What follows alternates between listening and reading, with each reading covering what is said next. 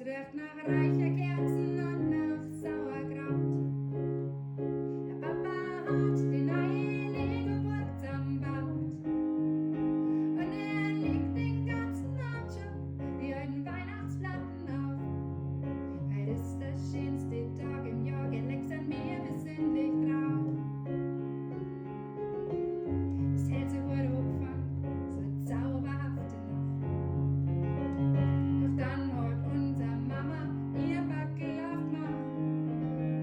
Und dann hat's hinausgeholt und es war uns sofort klar, dass der Heiligabend nie mehr wird, wie er bis jetzt war.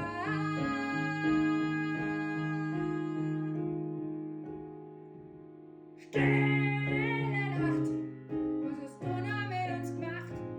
Mir ist so schlecht, möcht nimmer leben, schuld ist nur das Christkind bin.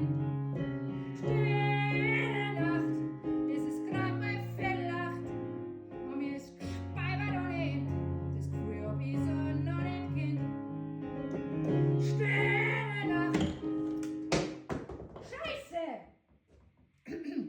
Stille Nacht, was hast du nur der Mama gebracht? Sie hat doch gesagt, sie wünscht sich nix und jetzt hat's eine Thermomix. Stille Nacht, was hast du nur mit uns gemacht?